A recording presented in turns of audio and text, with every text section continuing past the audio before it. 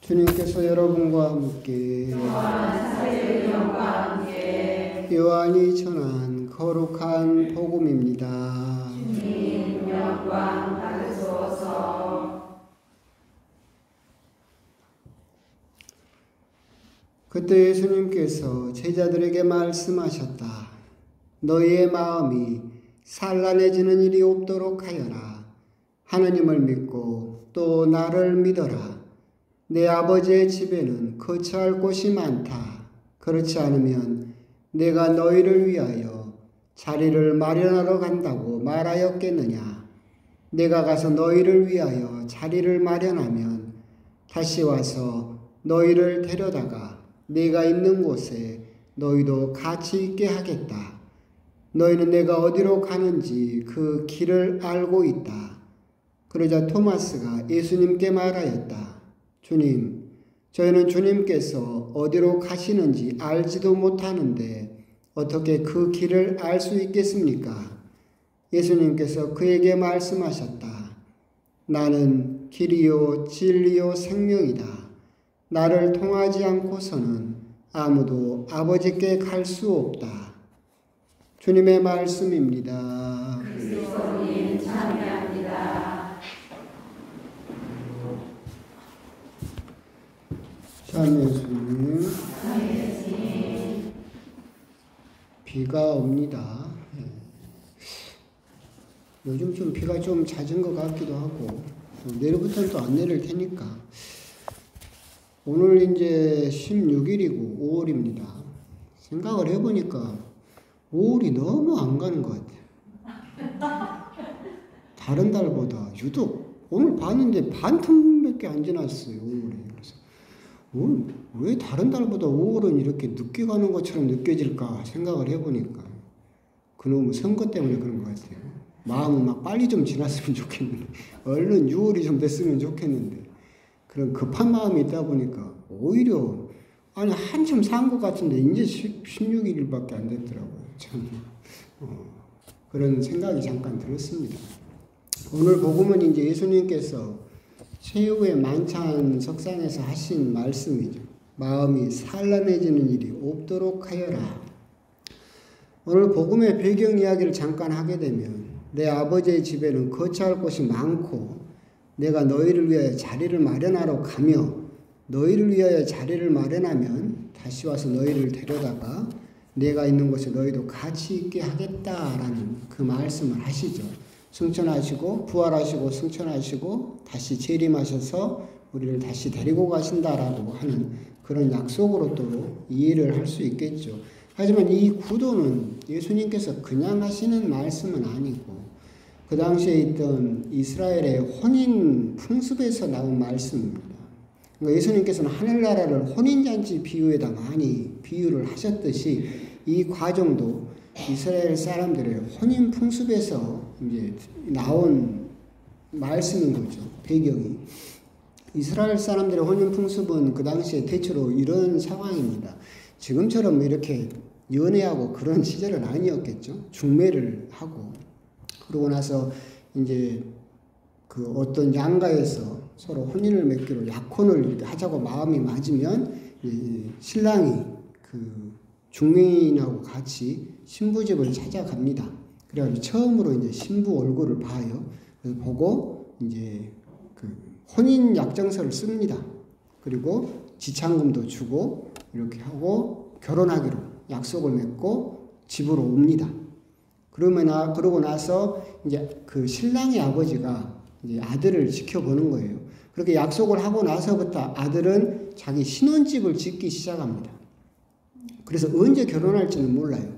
그 모습을 지켜본 그 신랑의 아버지가 물론 이제 신부 쪽에서는 그때부터 신부 수업을 하고 그런데 이제 그 신랑이 이제 아들이 집을 짓는 그 모습을 보던 아버지가 그래도 네가 한 가정의 가장으로서 살 수 있겠다 싶으면 1년 정도 지난 뒤에 혼인을 하자라고 막 하면 그때 정식으로 신랑이 찾아가서 잔치를 하고 신부를 데려와서 자기가 지은 신혼집에서 신혼생활을 합니다.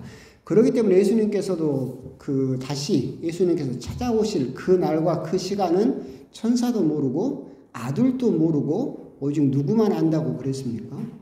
아버지만 안다. 그것도 똑같은 배경하에서 나오는 이야기입니다. 아들은 가서 신부 얼굴을 봤지만 자기가 언제 결혼할지는 모르죠. 그래서 그때부터 신혼집을 짓고 신부를 맞을 희망에 부풉니다. 그러고 나서 아버지의 허락이 떨어지면 가서 혼인을 맺는 거죠. 똑같이 오늘도 그 구절입니다. 아버지 집에는 거처할 곳이 많고 자리를 마련하러 가서 아버지가 허락하시면 그 시간이 됐을 때 내려와서 너희들을 데려다가. 그럼 너희들은 이제 누구겠습니까?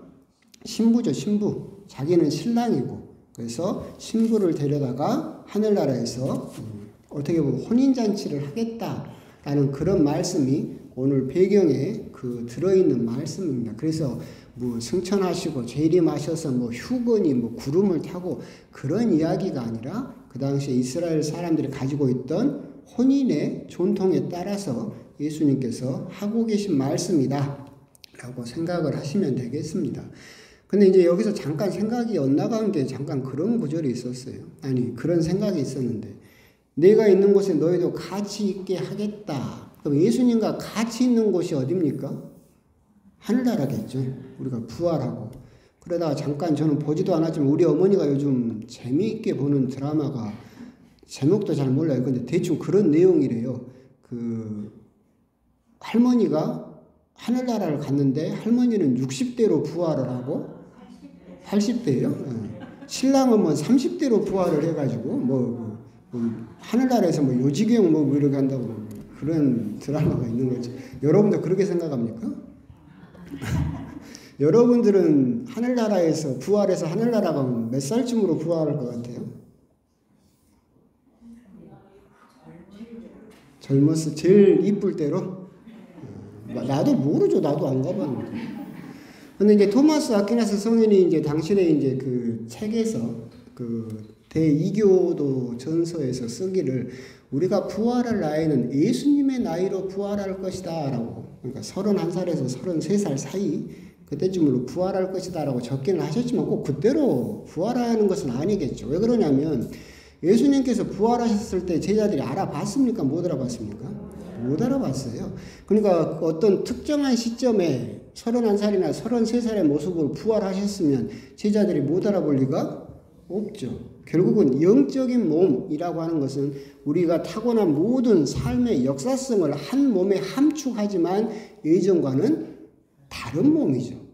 그러죠. 그렇기 때문에 꼭 31살이나 33살에 그 나이로 부활하는 것은 아니다. 물론 작가의 상상력일 것이고, 오늘 그 구절을 보다 보니까 우리 어머니가 막 재밌다고 막 보시는 그 드라마가 잠깐 생각이 나서, 여러분 역시도 내가 하늘나라 가면 나는 여러분도 그런 드라마 보면서 나는 몇 살대로 부활할까라고 생각할 수도 있겠지만, 우리가 이해하는 것은 무슨 80대나 30대 그렇게 부활하는 것이 아니라 그 모든 것이 함축된 역사성을 지닌 새로운 몸으로 부활한다라고 그렇게 알고 계시면 되겠습니다.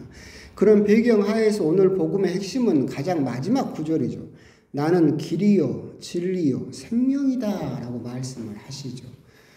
그러니까 하늘나라를 가는 길 자체가 예수님이고 하늘나라에 가는 목표가 진리이며 그 진리에 도착했을 때 갖게 되는 것이 생명이다 라고 말씀을 하십니다. 근데 이 구절에서 성경의 원문을 보면 이 길과 진리와 생명이란 말 앞에 정관사가 붙어 있습니다. 그럼 정확하게 해석하면 이렇게 됩니다. 나는 그 길이요, 나는 그 진리요, 나는 그 생명이다가 정확한 번역이겠죠.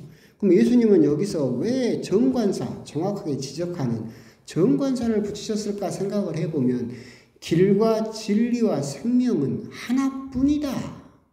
다른 길은 없고 다른 진리는 없으며 다른 생명은 없다. 하나라는 거죠.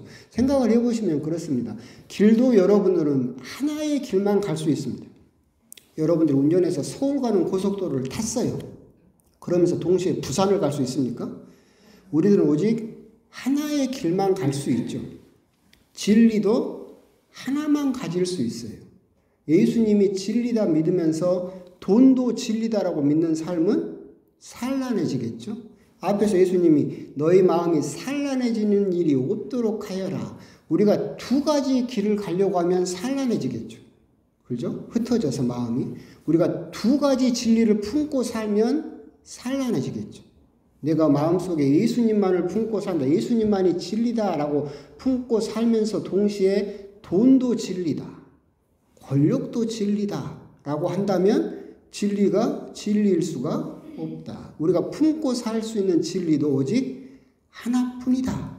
그렇죠? 생명도 하나뿐이죠. 여러분 뭐 여벌 생명 있어요? 생명도 하나뿐이에요. 이 생명이 없으면 다른 생명도 없죠.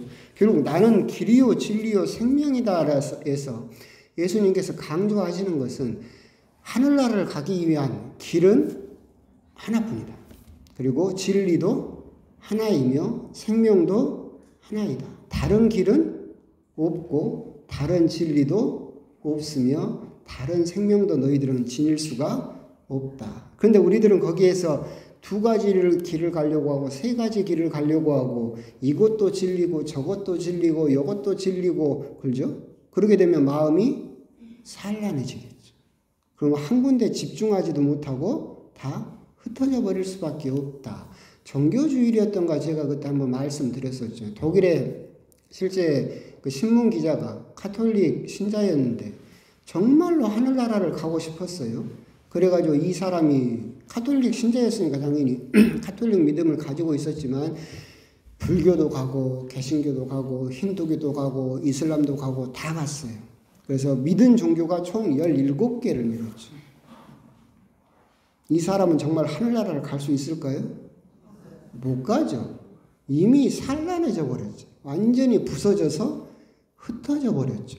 길도 17개고 진리도 17개고 생명도 이쪽도 생명을 준다고 하고 저쪽도 생명을 준다고 하니까 17개고 그러면 자기가 구원받을 수 있을까라고 생각을 하지만 오히려 구원받지 못하게 된다.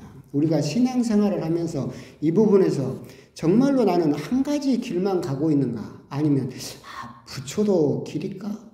공자님도 길일까? 하면서 다른 길을 자꾸 엿보고 있는 것은 아닐까? 우리가 품고 있는 진리가 예수님의 말씀만이 진리다라고 하는 것이 아니라 돈도 진리일 것 같고 권력도 진리일 것 같고 요즘 대표적인 아주 교보제가 있잖아요. 정광훈이라는 교보제가 있잖아요. 자기는 예수님을 믿는다고 그러잖아요. 근데 그 사람은 정말 예수님을 진리라고 생각할까요? 아니요. 돈도 진리고 권력도 진리고 다 그렇게 산란해지는 부서진 모습을 보여주고 있는 거죠. 생명 역시도 그렇다. 나는 길이요 진리요 생명이다. 여기에서 나는 그 길이요. 나는 그 진리요. 나는 그 생명이다. 이 말씀은 다른 길은 없고 다른 진리도 없으며 다른 생명도 없다. 너희들이 이것을 믿는다라고 한다면 너희 마음이 산란해지는 일도 없을 것이다. 그런데 우리들이 마음이 산란해지고 흩어지고 자꾸 곁눈질을 하고 있다면 여러분들이 다른 길을 걸으려고 하고 다른 진리를 품으려고 하고 다른 생명을 탐내기 때문에 우리 마음이 그렇게 흩어지고 부서지고 있는 것은 아닌가. 여러분들이 기도 중에 신앙 중에 마음이 산란해지고 있다라고 한다면 여러분들이 정말로 한 가지 길과 한 가지 진리만을 따르고 있는가 그 부분에 대해서 한번 더 곰곰이 묵상을 해 보셨으면 좋겠습니다. 아멘.